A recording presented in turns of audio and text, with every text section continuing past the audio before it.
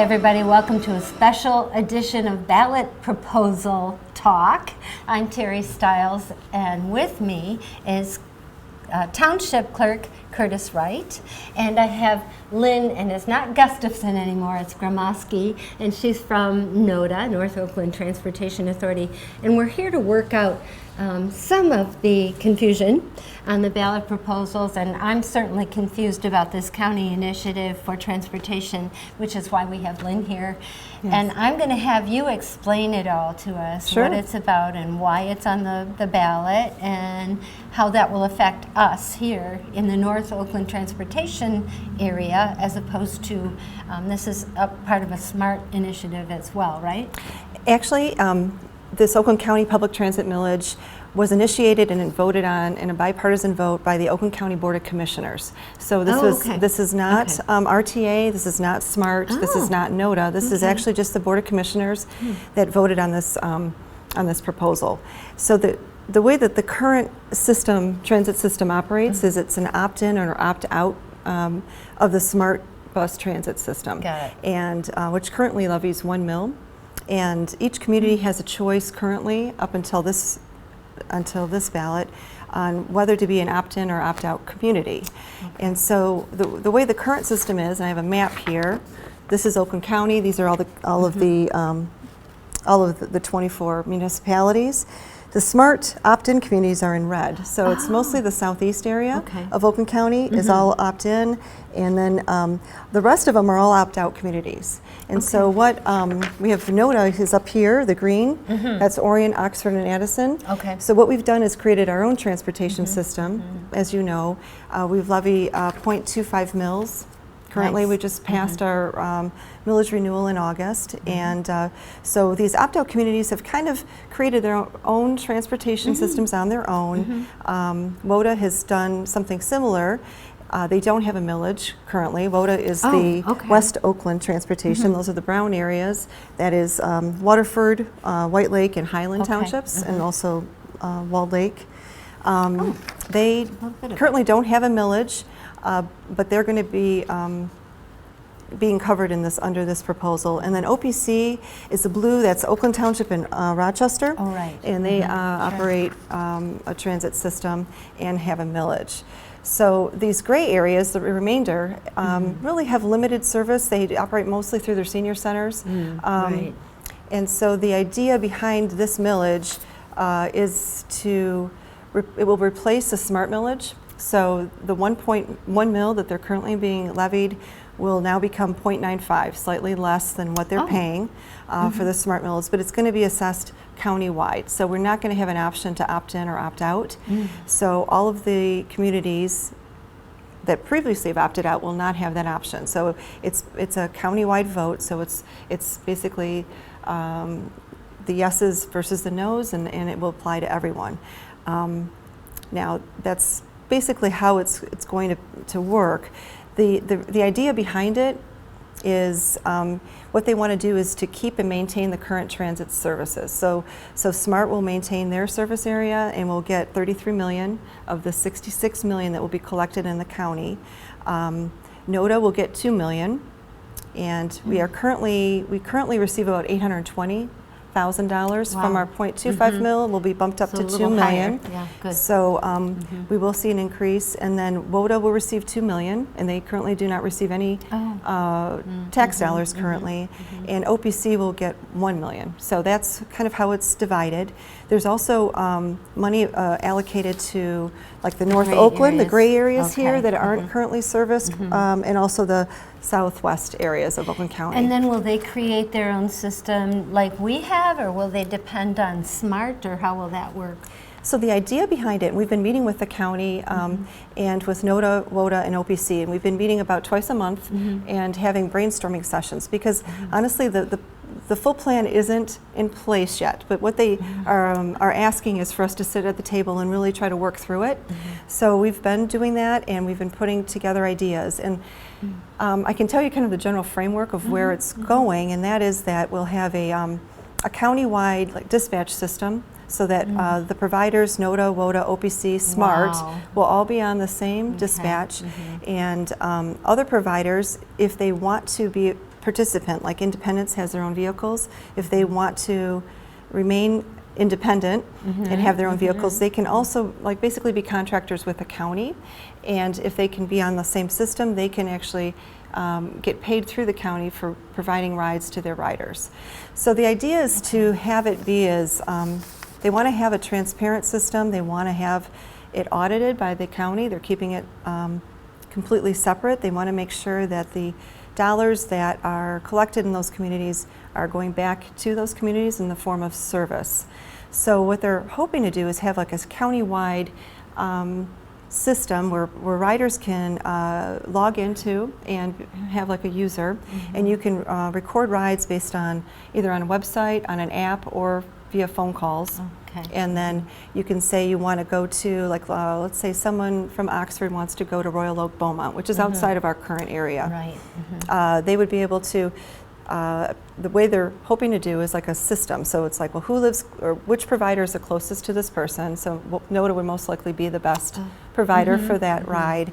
And then they would try to book that ride through the NODA system. But it's really, they're saying that NODA would remain the same. We would keep our same services, our same drivers, but then we would be able to get paid for the extra service that we do. Because currently our borders in NODA, as far as where we go outside of our areas quite a bit. Yes, Yeah, I know you do. we go all the way over on our west side to M15, and on our east side we go actually into Macomb County. We go to Van Dyke, and we go as far south as Square Lake Road. But there are borders. Right. And so with this transit, if it was to pass, we would be opening up those borders to work together with the other transit providers to get residents across Oakland County. There wouldn't be a transfer system, say you're going only to your border and then somebody would have to transfer buses and go. There probably will be transfer centers, and so depending on how far south you want to go, and the idea that they were talking about for transfer centers would be like using a Meijer store that's open 24 hours. It's a safe location to drop off a rider and have another provider pick up. So that is the idea. They're trying to limit it to one transfer, if possible, and I think they're trying to maintain the cost at about $8 a ride is what they're trying to do it. So, and they're also trying to develop something. This is mostly for seniors and disabled. So this is this service that they're talking about expanding. Currently, though, your riders don't pay $8 a ride, right? No, we don't. We currently are free right now because of COVID, but we will start charging again. But even prior to COVID, we were only $1 each way if we travel in Orion, Oxford, and Addison, and $2 outside of those areas. So it would be a cost up, but I think it's the cost up would be only if you're going outside of our normal area. So let's say if one of our riders wanted to extend the ride down to Royal Oak, Beaumont, or whatnot, I think that would be more the extension of the cost. I see that operationally, NODA will remain the same within our communities the way we currently have it. It'll just be for those additional rides going above and beyond the borders. Beyond where you'd go. And as far as dispatch centers goes, I know that was an adjustment when we transferred dispatch for our police and fire. That was an adjustment to the community. So has that commission studied dispatch centers, and do they know how they want that set up, or will they be using an existing one? How will that work? So we're in the process of doing an RFP. So and right now what we've done is created a wish list of what we would like to have, and so that includes things like riders being able to work on multi-faces, both an app, a website, and a call center, that they can track the vehicles, that they can pay for it via an app, online. Very similar to Uber. Very similar to Uber, right. Okay, that makes and sense. so that's kind of so we have a long wish list of what we're doing, so we're going to have to go through an RFP process, and SMART is in the process of doing an RFP as well. We actually have a grant for a new dispatch system, and we were waiting for SMART to come up with what they were going to do. We're kind of going to tail off of what they did, so we didn't have to create the RFP on our own. Reinvent the wheel. And now we're starting all from scratch because of this new transit system, potentially, if it does pass. So if it does pass, how quickly will this all take place? Do you have any idea there? Yeah, so it's going to be the first year is going to be building infrastructure because you have to buy additional vehicles, and as you know, with the supply chain, there's just no quick way. And I just tried to order vehicles this year, like last week from my deal off of the state purchasing program, and they said it's closed until August of 23. Oh my goodness. So I don't know what the system's going to be, but it's going to take a while to get the vehicles up. So that's going to be a priority, is to build up the infrastructure. We're going to need an expansion of our parking lot. There's going to be things that we're going to have to do internally to get prepared for an expansion of vehicles. Even staffing, correct? And staffing, and then also the dispatch system to kind of get up and running. But I think, you know, my guess is we'll start, but it'll start, you know, slowly trying to go across the borders. Again, primarily just for the seniors and disabled is where we'll be starting. The idea, I think, behind the ballot is that that's majority of where those additional funds are going to go is the seniors and disabled. They did have some talk of a fixed route going up M24 to the Myers in Oxford, and then one up Rochester Road into Rochester. So those are the two extra fixed routes they were looking at adding.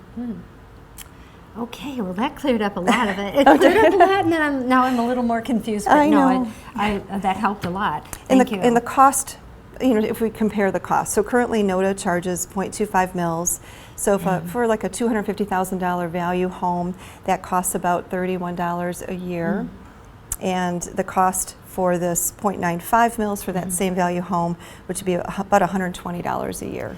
So it goes up a little. Just wanted to kind of give people an idea of. I know that was an issue for Addison a couple of years ago. Right, it sure was. Yeah, that's something to be considered with the economy the way it is right now. But that's a huge area that doesn't have a service that will be voting. So it'll be interesting to see how that comes out. It will. Well, thanks for coming in. You're very I welcome. appreciate explaining that to us. Absolutely. I hope it cleared it up for everybody else. I hope so. Too, And if anyone has any questions, be happy to just call me at So your NODA. telephone number, we'll put it at the bottom of the screen. That would be wonderful. To get everybody to give you a call. Please do. Sorry. I've had plenty of calls, so Good. Okay, just getting the good. facts out. All right, thank you. Thanks, yeah. Don't Appreciate go it. away. We'll be right back. Curtis and I have a lot more to say. Okay, which one is better?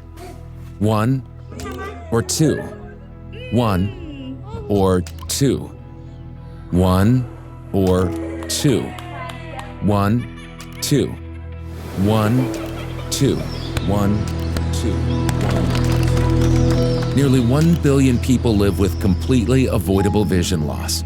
Don't be one of them. Get your eyes checked. Hi, welcome back to a very special ballot box discussion. We did have Lynn Gromoski from NODA here. We turned her loose because Curtis and I are going to talk about all things election, which is coming up. We've got this midterm coming up, and it's the 2022 general election for Oakland County. For our state, actually. So what is it that, I know we talked earlier in the week, or you might have seen it on our senior break program, but now we really want to dig into some of the issues. What is it that we didn't cover that you really want our community to know? Well, number one, the ballot's long for this general election. There's up to 27 races on the ballot itself. Possibly 28 if you live in the village of Oxford, because you're voting on village council members, or the Lake Huron School Board and a different school district on that. But there's a lot on the ballot. It's important in that, you know, you're electing representatives for 2, 4, 6 years, depending on whether you're your judgeship, the governor, you know, your U.S. representatives, stuff like that. And, you know, your vote's important to make a difference. So, you know, I always say if you don't like what's happening, get involved. And get involved on that home level. So, like right now, you have one person running for your township board, right? Is there We do. one? We do. One on your ballot, and I think there's 2 on the village. there's 3 on the Three village. on the village. 3 on the village. That's a good place to start, but you have to know what you're voting on, right? And you have to know what's going on in your community, which things like this is really, programs like this are really important for people to know what's happening on the home level. Yeah, and there's no better way to get involved than be an elected official. You know, if you really want to involve yourself, put your time into your community and serve your community, you know, you can feel good about the decisions that you make. Agreed. So that's a good thing. The other things, as we discussed at our previous taping, was the proposals on the ballot. Yeah, three can we proposals. review those a little We bit? can. We can do Okay. that. So proposal 1, Prop 1, is the term limits, correct? That's correct. And that's for statewide. Yeah, that's a statewide, all three are statewide ballot initiatives. And then this one, in summary, is right now a representative in the state can serve 3 consecutive 2-year terms, and then they can also serve in the Senate for 2 consecutive 4-year terms, or 4 terms total. It may not be consecutive. This proposal now is going to allow the voters to decide whether or not to allow that representative to have up to 12 years of representativeship in the state house or in the one state level senate or the other, at one right. level. So it increases the representative option from 6 years to 12 years, or the Senate from 8 years to 12 years. So that they would have their And option. making a career out of it. Yes, at least for 12 years. Yeah, that's a long time, Yeah. really. And then they get all those legacy benefits after that, correct? Yeah. Okay, Yes. proposal 2, to amend the Constitution for overseers of ballots and election issues. Is that right?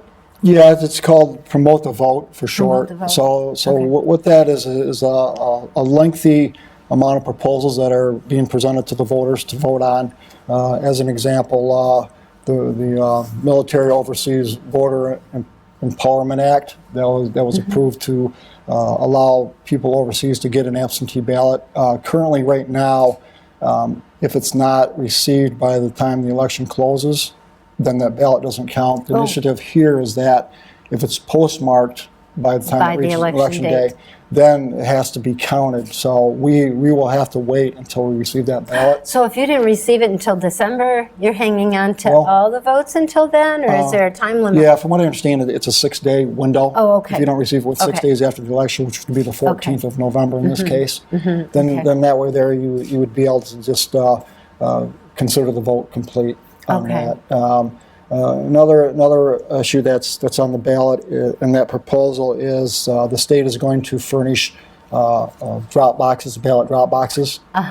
We currently have one ourselves, and it works well. So it's secure. It has camera tapes on Okay, it. So nice. it's like 24-hour, 7-day-a-week monitoring of it. So it's secure on that. And then also in that line item is that the state would fund the absentee ballot applications and the ballot itself for the postage. And they don't do that now? They don't do that now. We fund that from the township on the application going out for the ballot, but it's on the voter to put the stamp on the envelope or return it in person. So that's not part of the, there's that, what is that called? The amendment for the 9-day, requiring 9 days of early in-person voting. Is that part of this This is part of it, proposal? yes. So There- let's talk about that, because I know that could potentially cost the township quite a bit of money, It could. right? It could. As far as I know, it's not going to be reimbursed by the state in any fashion. And what that does now is allows, if the proposal does go through, up to 9 days of early voting. And what we would have to do is we would have to establish a precinct or precincts to allow the voter to come in and tabulate their ballot. And from what I understand, it's going to be an 8-hour-a-day operation. So for us from the local level, we're going to have to actually find election Staffing. workers, staff Sure. it. And not only that, it's the protection of the ballots for security, safety, Yeah. and transparency of what's That going could on. be costly. So it's to be known how much that could cost us. It'll all depend upon how the regulations and the rules play out as far as, do we have to have a precinct for location for each precinct? Right. Can we have one precinct for it? Can we have X amount of workers manning the ballot tabulator? So that hasn't been determined as part of this proposal? It will be as of November 8th. Afterwards. Okay, so they're going to give you give you the rules after it goes through. Yeah, so- you put, how many precincts are in this township? We have 7 precincts. I can hold the map up again to show people Yep. what that looks like. Yep. So we'll fold this out. So right now there's 7 precincts, and depending on where your address is, will determine where your voting precinct would be. And that's something that if somebody has a question on that, we will actually be willing to help you. Just They call can the give you a office call. and we'll steer you to the right direction and Okay. where you vote at. So we have 7 precincts. They can also look on their voter's registration card, right? Yes. the It'll voter- tell them what district yes. they're in, or what precinct and what district, both. Yes. And, Yeah. and the voter registration card is just an assist to the voter, let them know where their precinct is, where the name of the building is that they're voting in. Okay. Like, for example, I vote at the Oxford Free Methodist Church, it's on there. Then it also gives you a breakdown of your state rep, U.S. rep, your county commissioner, and your U.S. senator, and those are the districts in there that you're voting on. And do you have to, I know that we talked about this, but for those who might have missed it, do you have to show that card in order No. to vote? It's just an assist to the voter. So you- It's not required, but when you do vote at the polls, you do have to show photo ID. ID.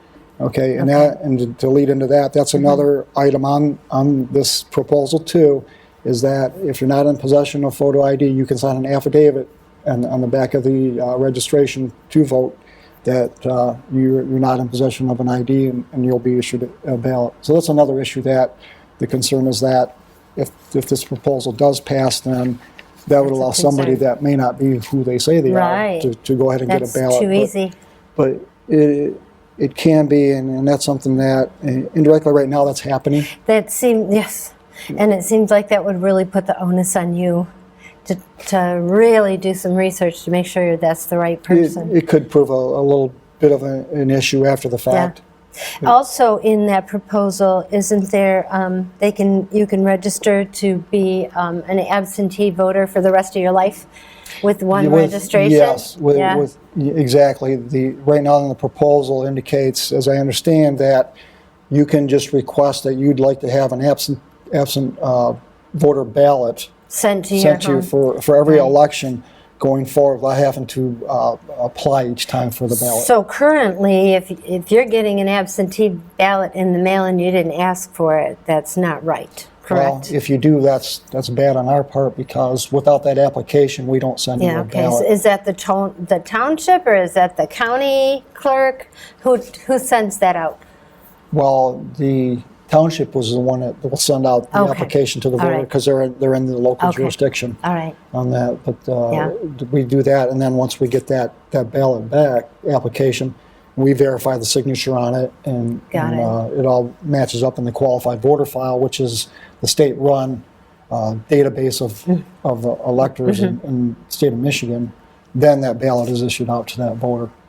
And just one thing too is that we get several people, husband or wife, coming to the counter and requesting, can I get a ballot for my spouse? Oh, yeah. You know, and the answer is no, because we can only give the ballot to that individual requesting the ballot. Yeah, Because- makes sense. Yeah. You know, there's the thought that if I give you your spouse's ballot and yours, then who's to say you go out in the parking lot and Right. mark it Do up? both, and then put it in that. Yes. Yeah. Yeah, so that's a steadfast Yeah. rule and requirement in law that we uphold very But you solid. can mail your spouse, say your spouse is completely handicapped, you can you can drop off their You can. ballot? You can. There is some required rules that allow certain people, the members of the household, immediate family caretaker. Mm-hmm. member, U.S. mail can actually deliver if it's put in the mailbox and you've signed it. So there are permissible ways of delivering that ballot. Okay. You know, so even local elected official like myself, if somebody's incapacitated or say I've got my ballot, I can't deliver it, I have no other ways to do that, I could personally go out and pick that up Oh my gosh, okay. as an elected official Again, the onus is on you. of the election process. So I know that you have a lot that you want to talk about. I have a couple more questions. We have a school board running right now, right? So Yes, we people do. need to look out for that. They need to look out for school board. They need to look out for, is our governor, the governor? Yes, there's 27 races on the ballot. That's what I was getting And to. like I said, there's 28 Yeah. depending on where you reside. Okay. You know, because like like the village won't be voting on the township trustee, but they will be voting on village council and vice versa. The township proper Oh, won't be yeah, voting on the right. village. Sure. Because it's a separate governing Right. body on that. Only one vote per category, basically. Yes, So- read your ballot, Yep, ballot, and yep. when you look on your ballot up here, you'll see, for example, for like state boards here, member of the State Board of Education, vote for no more than two. So it's really important to read these little gray areas prior to even voting, right? Yes, Yeah, and the okay. way our voting tabulators are set up now is that they can say you were to, we call it the overvote, you voted for 3 instead of Yes, 2. uh-huh. Once you feed your ballot into the tabulator, it'll recognize that overvote. Yes. It'll kick it back and it'll pinpoint where that overvote was. So it's a very nicely updated voting system that we have in place for the voter. So that way there, the actual voter will actually know where the issue or issues are at of the ballot being So incorrect. how would they amend that then? If it's kicked back out, do the they have to kickback do a out, whole new They would go ahead, ballot? if they would want that whole ballot to go through, Mm-hmm. if they choose to vote a new ballot, they'd have to get this one spoiled and get a new got it. new ballot. Okay. Otherwise, they can hit a button on the tabulator, I'll just say accept, and it'll push the ballot through. It'll eliminate that race. Mm-hmm. Discount because it's that. overvoted. But the rest of the ballots, to my understanding, will, if they're voted correctly, Tabulate. will tabulate. Okay, so, that's really nice. That's good. It's a very nice feature. That's a good software package. Okay, what else do we want people to know about this coming election? Well, what I wanted to do is go into the remaining days to the election. Yeah, You know, we're sure. less than a week away now. The polls will open at 7 o'clock on Tuesday, Right. November 8th. On that, Coming up. but leading up to the election, Friday, November 4th at 5 o'clock is the last time you can request an absentee voter ballot by mail. Okay, so if you call us up at 4 o'clock in the afternoon, so I'd like to do the absentee ballot, we'll mail that out. Same thing if you want to spoil your ballot, because as we just mentioned about, you made a mistake. You have to sign a written affidavit and sign it that you want your ballot spoiled and resent by mail. But we need that in person. So chances are, if you're going to do that, you're probably going to come to the come in. office and get it in person. So that's a handy out. So a lot of people mail their mail-in ballots early, and then they start hearing the debates and go, oh, now wait a minute, maybe I should have. So they can do that. Yes, They can spoil their ballot and then revote. if they so choose. I like that. It's you. But they need to bring it back sealed, because Okay. we don't look at the ballots. Right, You know, right, it's, right. It's, Yeah. it's totally transparent, and they need to make sure it's sealed, and they sign that affidavit so we can spoil that ballot initially issued in our system, and then reissue with a new ballot Mm-hmm. Okay. number. So, Do so you that's have it. that happen very often? Short answer is no. Okay. Does it happen? Yes. Yeah. And Susan and Kelly, my assistants, Kelly, are definitely top notch to make Yeah. the process go as good as it does. So that's Yeah. been a blessing for me to have a to good depend on staff them. Yeah. to make this all work. So that's been good. Then on Saturday as well, we will be open from 6 a.m. to 2 p.m. for anybody that wants to come in and get an absentee ballot in person. I mean, you can take it with you and On the 5th. on the 5th of November. okay. Yep.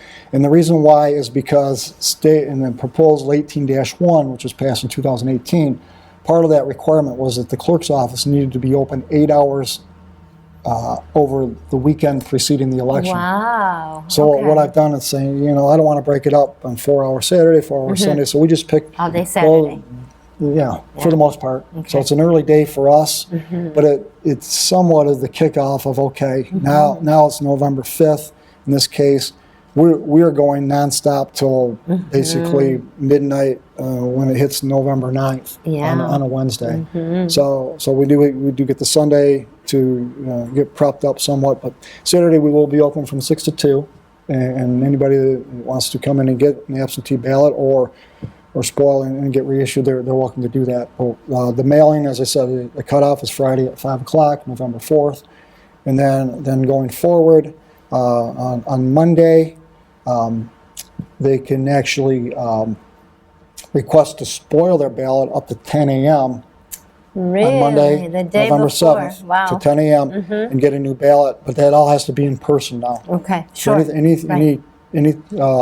transactions that occur for a ballot No. have to be in person on Okay. November 7th. Good to know. And the cutoff there is 10 a.m. for spoiling a ballot, 4 p.m. for getting an absentee A new ballot. one. So if you Okay. come in on election day and say, I want an absent voter ballot, you will not get one. You have to go to the polls and vote your ballot. And the reason why is, Oh, yeah. at 4 o'clock on Monday, November 7th, is that we have to download all the registered voters onto our database to go into the electronic poll Oh, book. gosh, And yeah. that's the computer, the monitor, and the laptop you'll see at the polls if you go in person. Yep. Where they'll ask you for your driver's license, which sure. is the most convenient piece of identification. They'll swipe that in, and that'll confirm you're in the proper precinct to vote. Okay. So that's the reason why we have to have a cutoff. Otherwise, what goes to the polls, that data becomes incorrect, so to speak. So we have to Okay, draw a line right. for ourselves and the voter to say this is the deadline. This is your time to come in and get your ballot if you want it. So because when you look at it, you've had 40 plus days to get an absentee ballot. So Yeah, your decision to wait that long, really you have to take some responsibility. Yeah. Oh, of course. Right. And then also there's a provision to get an emergency ballot as well. Immediate death in the family, for example, a medical situation, which yeah. you're planning to go to the polls, you can't get to the polls And they have because surgery that day. exactly. Yeah. Okay. So that also is an issue that Consideration. would allow somebody to get an Sure. absentee ballot, but they all have to be voted in the clerk's office. Okay, so Yep, so sure. that's that. Right. Now, also people registering to vote, you can register all the way up to 8 o'clock that night of the election to register to vote. No kidding. You can. I did not know that. You can do that. If you do register up to that time, it is your option to get an absentee ballot Wow. or go ahead and vote in the polls. In Well, your precinct. Right. Yeah. And a little common sense will apply here. If you're coming to our counter at 10 minutes to 8 to get an absentee ballot, chances are you might be able to get through it and submit it by 8 o'clock. But we try to prohibit people from going to the polls just because of the timing of it. Sure, But that's right. not our choice. That's up to the And for board. people that are new to this community, you referred to the clerk's office coming in, and that's on Dunlap at the township Yes. building, correct? Yes. Not into one of the. Not You're to not one of going the to be at precincts. each precinct. No. Yeah. no, Okay. We're Or not. you're not going to have representatives there to collect whatever people want them to collect. They have to go right to the township offices. For ballots. Yes. Absolutely. Got it. To Yeah. get a ballot, you'll have to come and see the clerk staff Yeah. to get that. Polls open at 7 o'clock on Tuesday, November 8th. So the countdown's on there. Okay. We close at 8 p.m. Anybody in line to get a ballot at 8 o'clock will get one. There'll probably be a monitor outside if the line is long, Sure. saying, okay, polls are now closed. Can I get a ballot? And Yeah. that's, you have to use a clock to say this is the deadline. Because some people check, well, I got 2 minutes according to my I have watch. 5 minutes. Yeah. Right.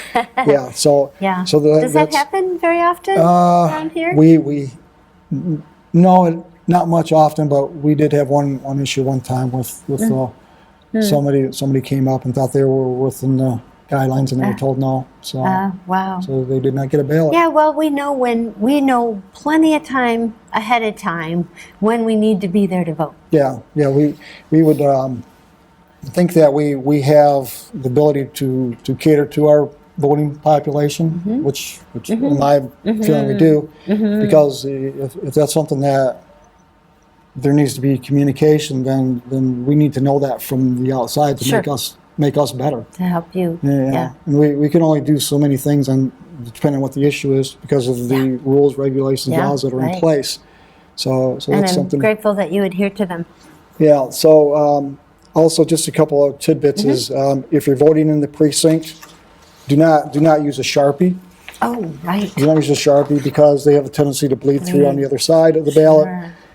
Use a black or blue ink pen. Those are provided to you at the precinct, so you're actually able And to fill in the box. fill in the boxes Yep, according not as we just a said. check or an X, right? Yeah, You want to scratch it in there. The tabulators are pretty good that they'll pick up a lot of minor things, and just the rule is stay within the lines. Oh, You know, just okay, like, just sure. like, just like your kindergarten Just teacher coloring, told you. right. Do Make that. it fun. If you want to know more information, you can go to michigan.gov/vote. There's a lot of information there on the state website, Secretary of State. So again, that's michigan.gov/vote, VOTE. No election materials are allowed into the into the precincts. So make sure And a that certain amount, they have to stay a certain amount away from the precinct doors, right? yes, Entry no doors. campaigning within 100 feet of the voting entrance. Okay. So with that, if there's an issue, I will come out with my wheel and see where 100 feet Oh, lines yeah, up, and okay. I'll politely ask you to move Yeah. and go from there. You know, so if that's something that people are steadfast, know I'm here, well, I guess we'll go to the next step. But as far as the campaigning has been very cooperative in my tenure here as being the township clerk, so I don't foresee any issues with No, that. right. The signs, you know, people put signs out, of course, on election night Sure. previously. So just want to iterate, you know, keep those outside of the 100-foot marker. We do have signs out there, no campaigning beyond this line. Whatever your While square you footage. mention signs, be careful of where they're placed at driveways, etc. Because sometimes you're trying to pull out and you can't see that traffic coming because there's so many signs. That's number one. And number two, there's a time limit. They have to come and pick those signs back up after Election Day, right? Is there a certain amount of days? that they- Per ordinance, it's a 10-day window. Okay. That's recommended. And then please pick them up. Because we've seen them for a long time already. Yeah, That's my mic. oh, that yours? Yep. But that's something that we really don't put a lot of enforcement into the signage issue because of the delicacy of First Amendment rights, yeah. those types of things, and we pretty much leave that to the Road Commission, Broken County, because if they're an obstruction to clear vision, then that's something that they need to be made aware of on what's going on there. So, Sure. so we try to keep it pretty much, you know, status quo for equal treatment for the voters and the candidates. One thing though is that the square footage on the signs that are put out, the ones that I enforce are the ones at the polls here. I want to say the square footage limit is 12 square feet. Oh, okay. So you can have a 3x4 sign, a 2x6 sign in Sure, feet. the normal kind of And that way standard. there. So I want to make sure that it's fair across the board for everybody. You know, just put a sign up so you're not bringing up a full bright sheet of plywood and vote for me Right, type yeah. situation. Yeah. So other than that, Terry, that's a lot, I know, in a short amount of time, but that's some of the things that I'm appreciative for you having me to come and talk about this stuff. I appreciate that you're doing it because there's so many, you get to the polls and go, gosh, should I, and how about this, and what about this? And so I'm glad that we covered some of those things that seem little but are important. Yeah, and one thing How too, to is behave just to put a plug into is the people that step up to work the elections. Oh, yes. You know, we are very dedicated long day. people. You know, and they're taking their time and doing a duty, I guess, if you would, Yeah. to actually Right. serve and do something good for the community. Yeah. And you know, so we'll have upwards of 6 to 7 people in each precinct for this Nice. election because it is pretty well tended, I guess, if you would say. Yeah, they are here in Oxford. Yeah. So with that, you know, their day starts at 6. And sometimes doesn't get done until 9 o'clock, depending Yeah, on the polls right. actually balancing out before Right. they can actually come back and get checked out for the night. And then those that come back for the night for the receiving board have to bring all the election Sure. material back to make Right. sure it's in the proper envelopes. Make sure that the poll book balances, all the signatures are in the poll book. That's something that depending on how efficient the people are at the polls coming back, some people can be sitting there till upwards of midnight, Oh, my depending on what's goodness. going on. Wow. So you figure an 18-hour day for Yeah, most that's people a is long day. not the norm of how the body was made to operate. No, but, right. it's- You get a little dingy after a while. Yeah, yeah. So Yeah. So thank you to all those volunteers. Yeah, I say they're absolutely. volunteers. I know they get paid a stipend, but that's really Yeah. a volunteer. Yeah, It's like pretty- kind of like yeah. volunteering to be a jurist. Yeah, It's about the exactly. same thing. So thank Yeah. you to them, Yeah. and thank you to you for coming and doing this. I really appreciate it. Yeah, happy to do you so. answered a lot of questions for me, Happy to do and so. so too did Lynn. So.